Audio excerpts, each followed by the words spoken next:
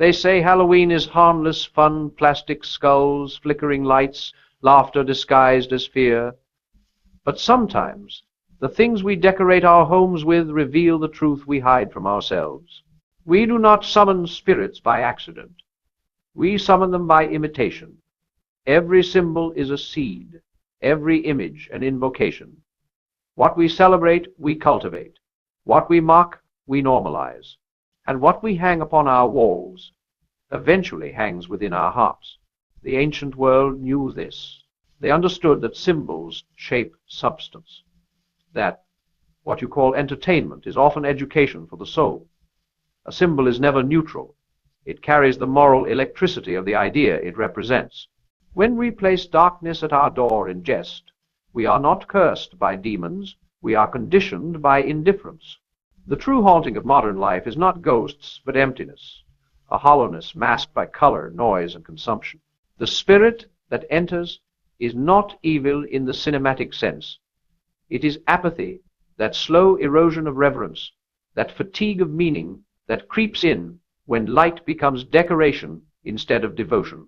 It begins so small, a cobweb spun not by spiders but by boredom, a skull glowing with LED lights that remind no one of mortality, a laugh at death instead of awe before it. We tell ourselves it's play, but the play becomes posture, and posture becomes principle. Before long, irony turns to identity. We become the thing we once only pretended to be. The spirit you summon is the spirit of superficiality, and it does not leave easily. Every era has its masquerade.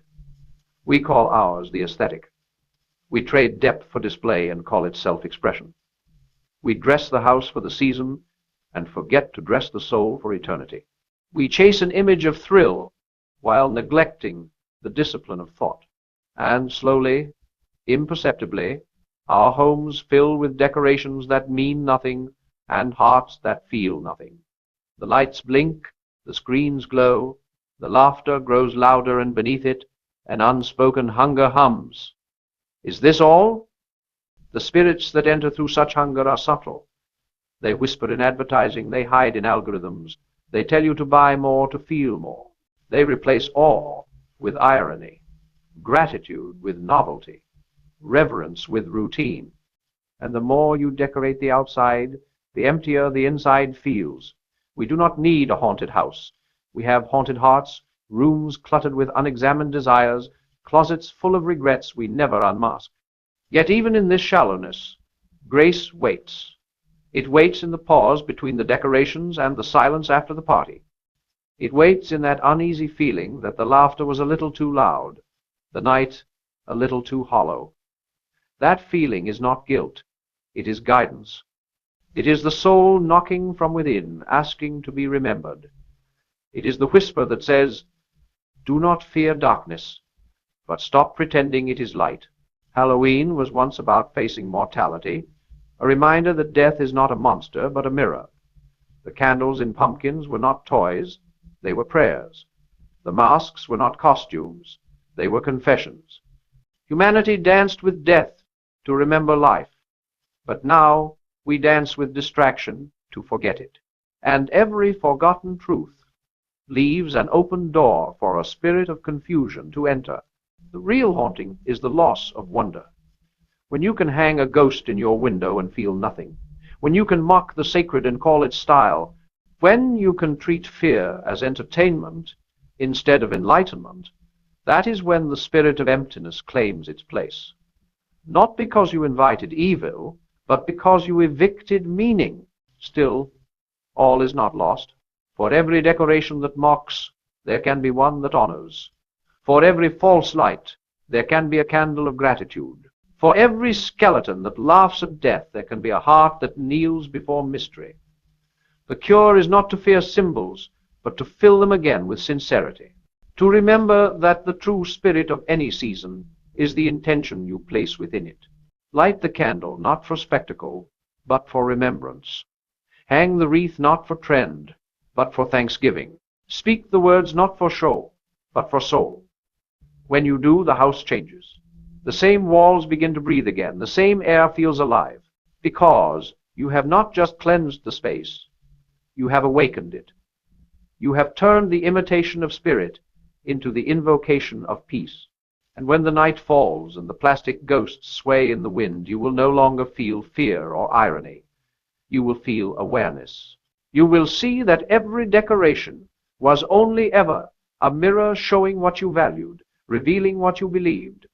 The question has never been, what have you summoned? But what have you chosen to embody? Fear has always been the oldest language of the soul. Before we learned to speak of love, we trembled before the unknown. The cave dwellers painted their terror on stone. The prophets wrapped it in fire. The poets sang of it as shadow. But somewhere along the long road of civilization, we learned to decorate fear instead of understand it. We turned reverence into ritual, and ritual into retail. We put on masks not to meet the divine, but to hide from ourselves. And so the night of the spirit became the season of sales. What was once sacred became aesthetic. What was once prayer became performance. Yet, fear, for all its disguises, has always been a teacher. It is the soul's alarm bell, not its enemy. It exists to remind us where our faith has not yet reached. It whispers, here lies the place where trust still trembles. And if we listen, fear becomes revelation, the invitation to see what we have worshipped unconsciously. The man who decorates his house with symbols of death may not be calling to demons, but he is confessing something, that he does not know how to look at mortality without mockery, that he fears silence because it forces him to listen, that he needs constant movement because he no longer believes in meaning that stays still. Fear is not conquered by denial. It is transformed by attention. When you look directly into it, not with arrogance, but with awareness, you begin to see its outline dissolve. Because fear has no substance of its own. It feeds on avoidance. When you face it with calm, it collapses into clarity. You realize that most of what haunts you never existed. It was a shadow cast by your own expectations, your own ego trembling in the light of truth. The problem is not that the modern world fears too much, but that it fears the wrong things. We fear poverty, but not purposelessness. We fear failure, but not faithlessness. We fear loneliness, but not lovelessness. We fear death, but not a wasted life. We fill our homes with images of ghosts, yet ignore the living dead, those walking through days without gratitude, hearts without awe, souls without direction. Those are the true hauntings of our time. The haunted eyes behind screens, the haunted marriages smiling for photographs, the haunted ambitions that achieve everything except peace. But even in this desolation, hope whispers. Because light, no matter how small, cannot be extinguished by darkness, only forgotten by the distracted. The human spirit, even when buried beneath noise and neon, remembers its origin. It remembers the quiet pulse of eternity that beats beneath the chaos. And the moment you remember, too, even for a breath, the room changes. You feel the atmosphere shift. The walls that once felt heavy become porous. The air hums. It's not superstition, it's resonance, because awareness itself is holy. And where it enters, disorder cannot remain. That is what true cleansing means, not chasing away imaginary spirits, but awakening the sleeping one within, the spirit of reverence, the spirit of gratitude. The spirit that sees beyond symbols to the essence they once represented. When you light a candle with intention, you are not summoning light. You are remembering it. You are aligning the seen with the unseen. You are declaring to the universe, I have not forgotten who I am. You will begin to notice how every act, no matter how ordinary, carries spiritual consequence. The way you decorate your home is not aesthetic. It is theology.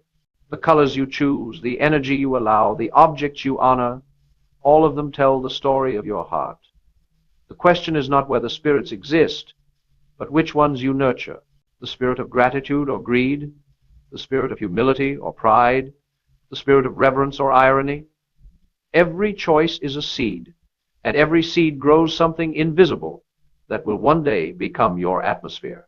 When you understand this, life stops feeling random. The world stops being a stage of accidents and becomes a field of meaning. You start to see patterns everywhere, the moral geometry of creation. You see that wealth without wisdom decays, success without service corrodes, beauty without goodness blinds. You see that the real curse of the world is not the presence of evil, but the absence of awareness, that the most dangerous spirits are not those whispered about in myth, but those we normalize daily. The spirit of comparison, of cynicism, of endless consumption. And yet even here, grace is patient. It waits beneath the noise, like soil waiting for rain. The moment you remember to pause, to look, to breathe, the sacred returns as if it had never left. You start to feel again. You taste gratitude in small things. You look at the fake cobwebs and remember real spiders weaving in the dark, patient, purposeful. You see the plastic pumpkins and remember that once a candle inside meant remembrance for the dead. You begin to see meaning behind the mockery, holiness behind the hollow. You begin to re-enchant the world, not by rejecting it, but by redeeming it. This is what true transformation is, not the destruction of the material, but the revelation of its spirit. The plastic ghost can become a parable. The skeleton on the lawn can become a lesson on mortality. The laughter of children in costume can become a hymn to innocence, if you remember the heart behind it. There is no place too profane for grace to enter only hearts too distracted to notice. And so, the lesson of Halloween is not to fear the symbols, but to fill them with meaning again, to stop summoning irony and start inviting reverence, to stop calling emptiness entertainment and start calling gratitude your daily decoration, to replace performance with presence, quantity with quality, noise with nuance, because what you invite into your home will one day shape the home within. The decorations of the heart are harder to take down. The images you hang on your walls eventually hang inside your mind, and the energy you tolerate eventually teaches your soul what to believe. So cleanse not with superstition, but with sincerity. Fill your space not with spectacle, but with stillness. Invite not attention, but awareness. Then the spirits that enter will not be those of fear or vanity, but of peace and purpose. Your house will glow with a kind of light that no candle can mimic the quiet brilliance of consciousness. And the world outside will begin to feel different too, because every time one person awakens, the air itself becomes clearer.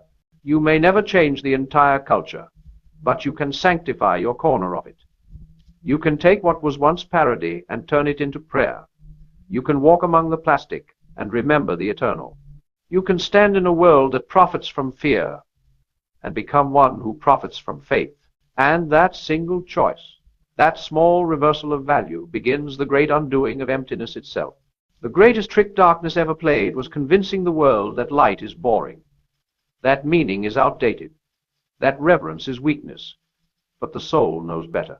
It knows that joy without depth is just noise, and that all beauty without truth eventually turns grotesque. It knows that the richest life is not the one filled with glitter, but the one filled with gratitude. So this Halloween, do not ask what decorations summon spirits into your home.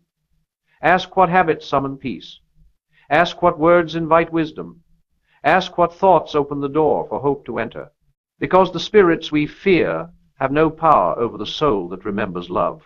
And when the night ends, when the masks are removed and the lights dim, you will feel something deeper than safety. You will feel sacred. The sacredness of having turned mockery into meaning, fear into faith, performance into presence. You will walk through your own home as though it were holy ground, because it always was. You simply had to see it again. The haunting does not end at the threshold of our doors. It stretches beyond the fences and neighborhoods, into cities pulsing with lights that never rest. The world itself has become a masquerade, a perpetual Halloween where faces change faster than hearts can follow. We decorate nations the way we decorate houses, with power, wealth, image, and call it progress. Yet beneath the glitter, something hollow hums. Civilization, so loud in its inventions, grows silent in its meaning. We do not hear the cries of ghosts, but the echoes of souls forgetting what they are. Look closely at the streets of modernity. Billboards glow brighter than the stars. The marketplace has replaced the temple. The scroll of screens has become our scripture. We do not kneel before altars, yet we kneel before algorithms.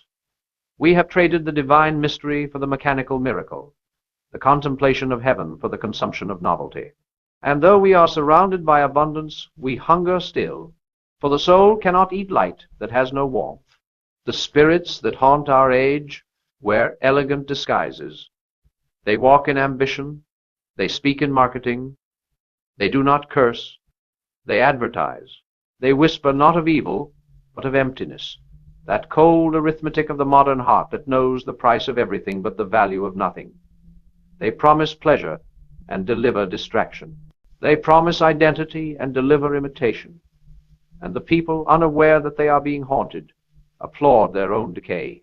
It is a strange thing to live in an age where irony has replaced innocence, where the sacred is a meme and the beautiful a commodity.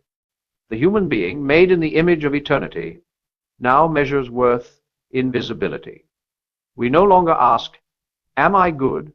but "Am I seen?" And in this hunger for attention, we invite the darkest spirit of all, the spirit of vanity, the ghost of hollow glory. It does not destroy overnight.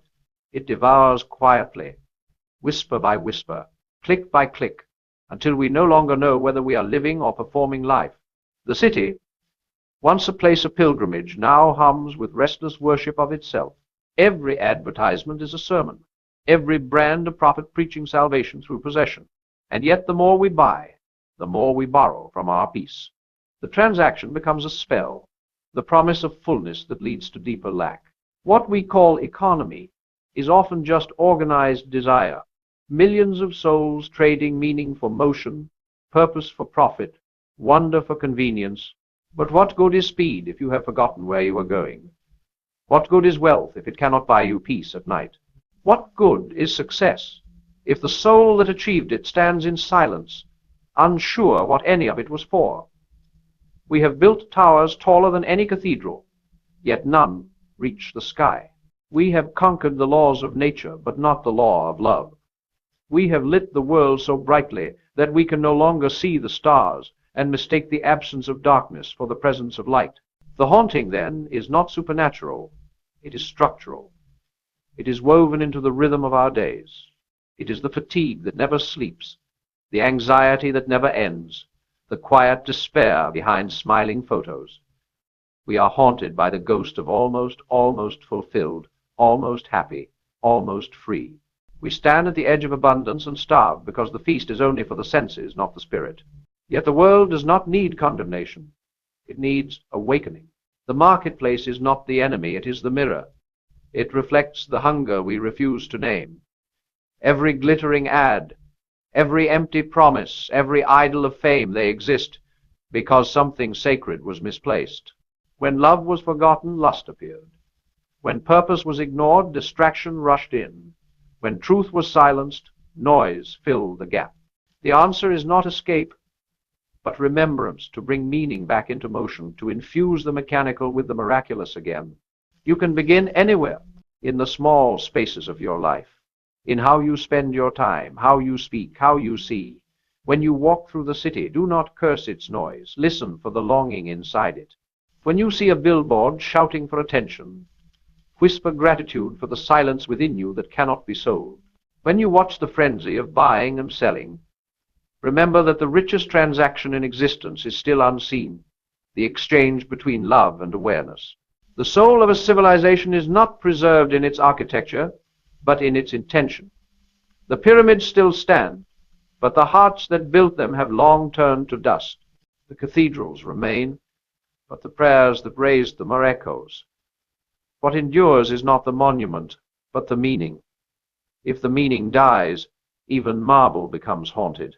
And so, the work of our age is not to build higher, but to build deeper, to restore the moral foundation that holds the weight of progress. To think of wealth without wisdom is to think of light without warmth. Wealth is not evil, but it is dangerous without direction. It amplifies whatever rules the heart: generosity or greed, compassion or control. A soul unanchored will always mistake excess for elevation. The more it has, the emptier it becomes. Because possessions without perspective are like lanterns. With no flame they decorate, but do not illuminate. The spirit of our time tells us to collect followers, experiences, credentials, trophies. But the wise understand that collection is not completion. The self cannot be filled by adding, only by aligning. The more you gather without gratitude, the heavier you feel. The more you accumulate without awareness, the less you own yourself. Freedom does not come from possession. It comes from proportion, knowing how much is enough. And this perhaps is the true meaning behind the title that began this reflection. The 5 decorations that summon spirits were never cobwebs or candles or costumes. They were greed, pride, vanity, envy, and apathy. They hang not on the walls, but in the heart. They invite not demons, but discontent.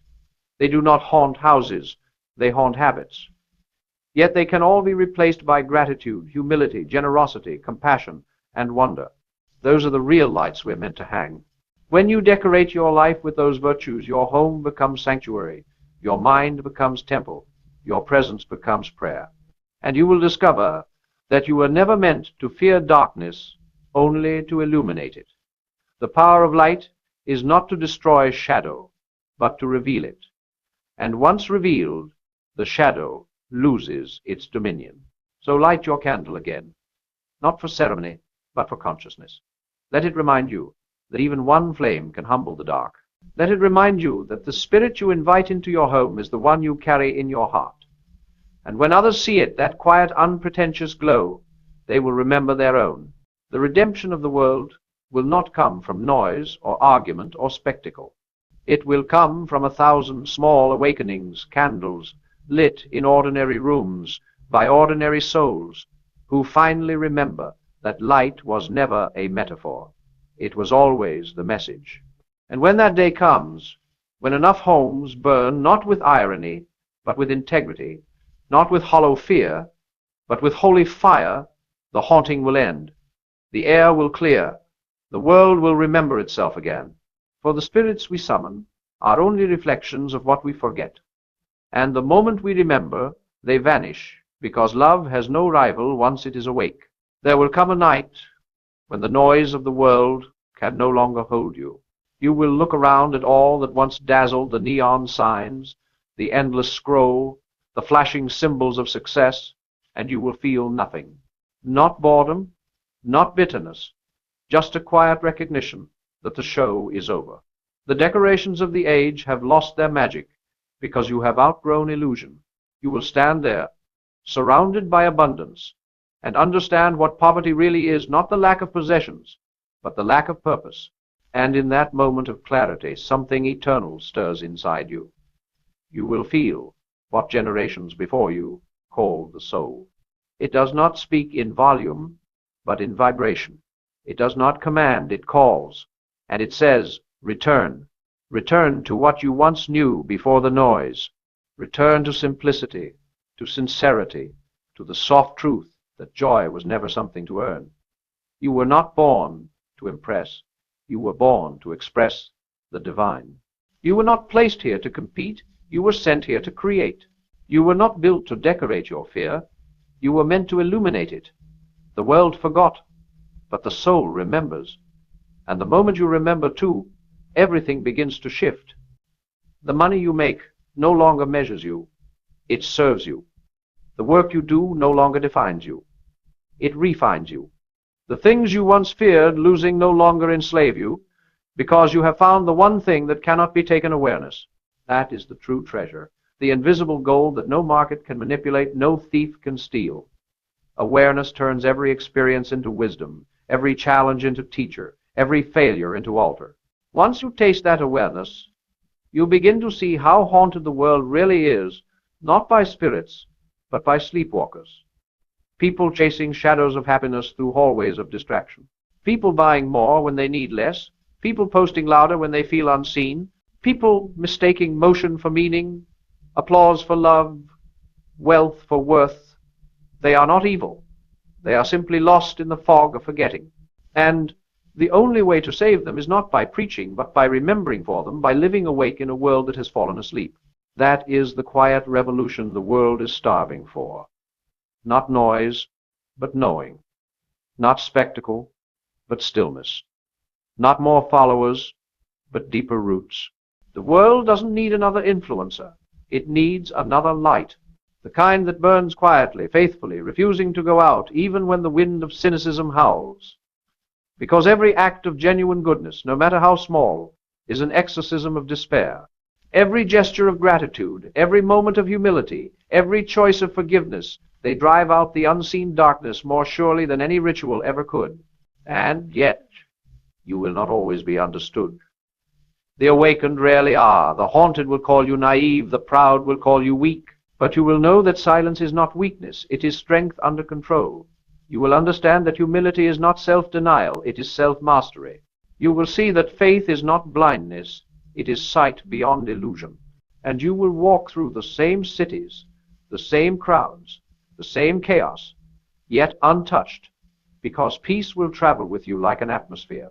For the soul that knows its source cannot be possessed, cannot be haunted, cannot be corrupted. It becomes its own sanctuary, a moving temple of truth in a marketplace of masks. Wherever you go, light goes with you, not as performance, but as presence. People will feel it before they understand it. They will sense that something in you cannot be bought, cannot be broken, cannot be bribed by the glittering ghosts of this age, and that recognition will awaken something ancient in them too. Because every soul, no matter how lost, still remembers the language of light. It is older than fear, older than pride, older than any culture or creed. It is the language of being itself, and when it is spoken through you, the world listens, not with ears, but with essence. You become not a preacher, but a reminder. You don't convert, you call forth. You don't teach, you awaken. You realize that the true war was never between good and evil, but between awareness and ignorance. Evil is not a presence, it is an absence, a vacuum where truth was forgotten. You don't defeat it by fighting, you dissolve it by seeing. Just as darkness cannot resist light, confusion cannot resist clarity. That is the quiet miracle of the awakened mind it redeems simply by perceiving correctly. So you stop chasing shadows and start tending to the flame. You live slower, but deeper. You listen longer, but hear more. You speak less, but say what matters. You no longer need Halloween to remind you of death, because you remember it every morning not as horror, but as holiness. Death is not the opposite of life. It is its completion, its proof of value.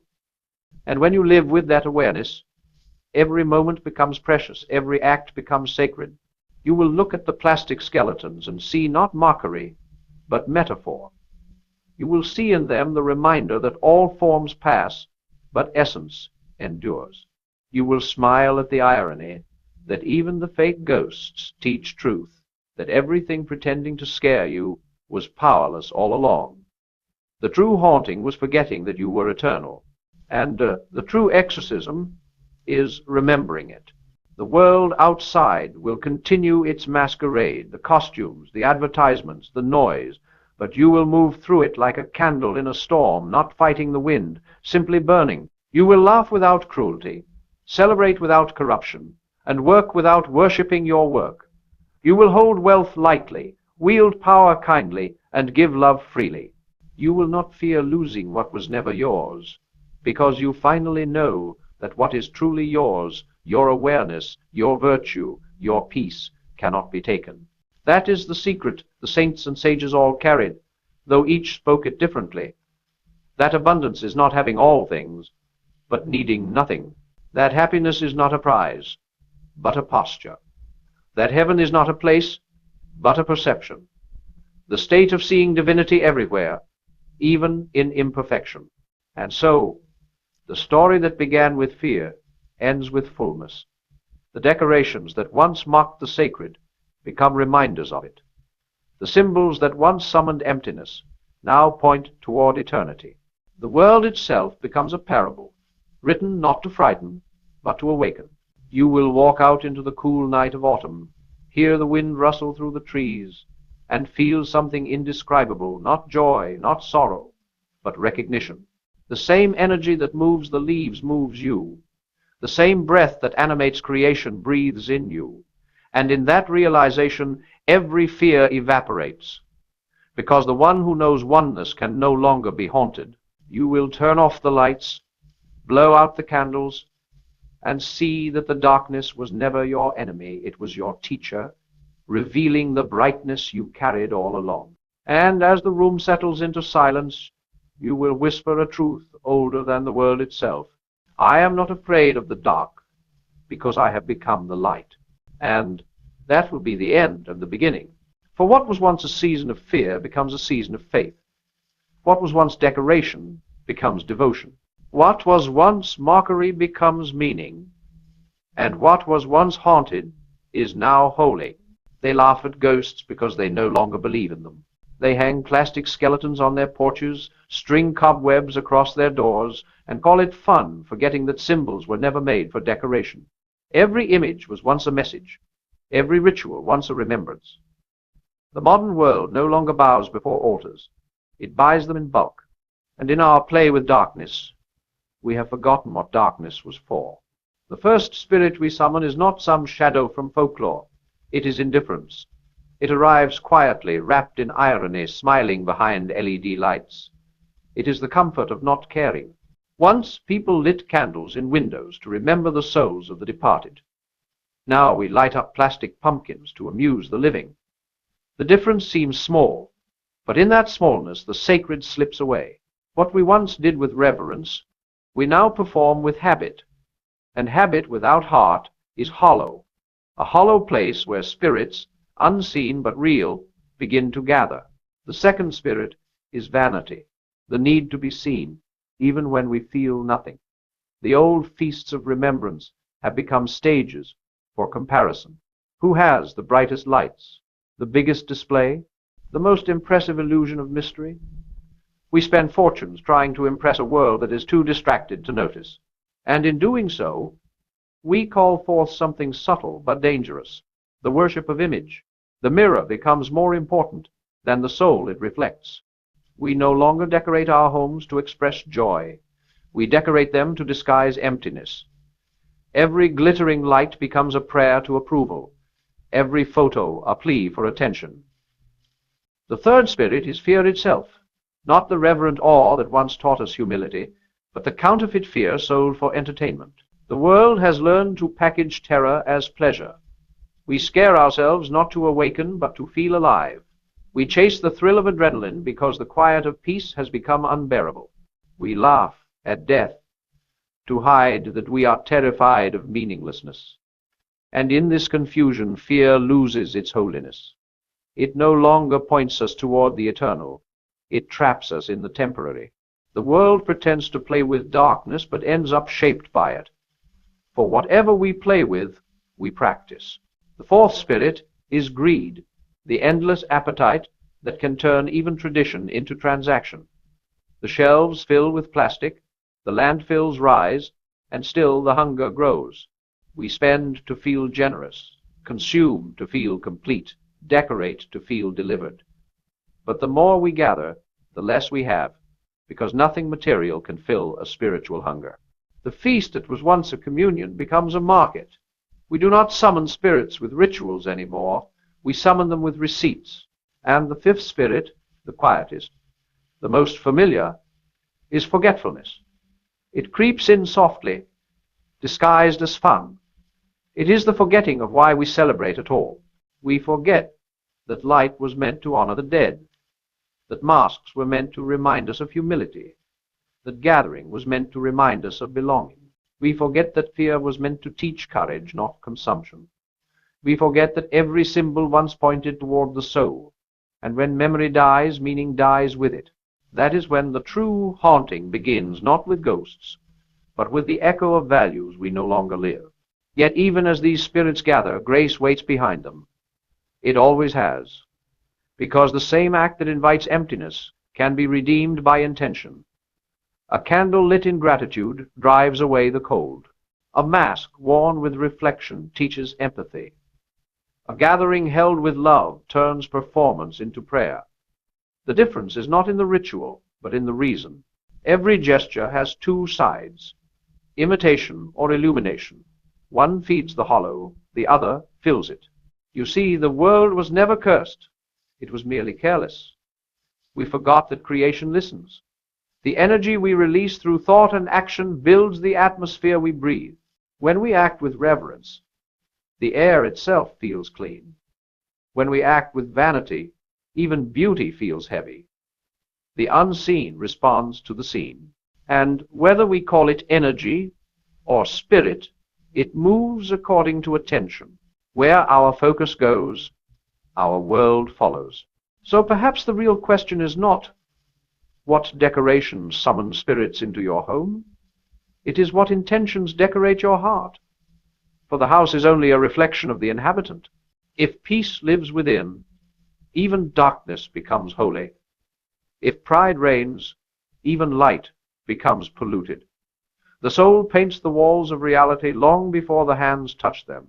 That is why every true transformation begins within. The child who carves a pumpkin in wonder summons joy. The parent who hangs lights in gratitude summons warmth. The stranger who opens the door to laughter summons belonging.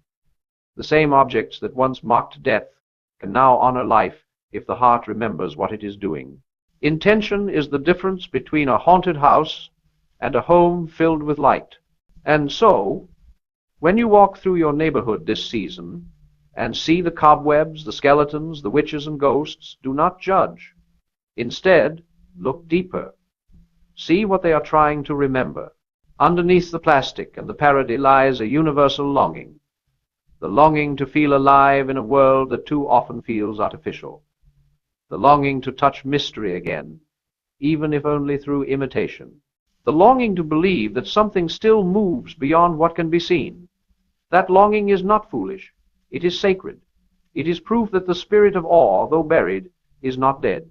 Fear, in its purest form, was never meant to enslave you. It was meant to awaken you.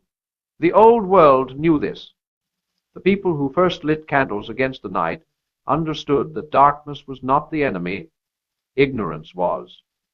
They did not fear the shadow itself. They feared forgetting the light. Fear was the beginning of wisdom, the reminder that something greater moved unseen, something worth reverence, something worth humility. But when reverence is lost, fear becomes entertainment. When humility fades, mockery takes its place.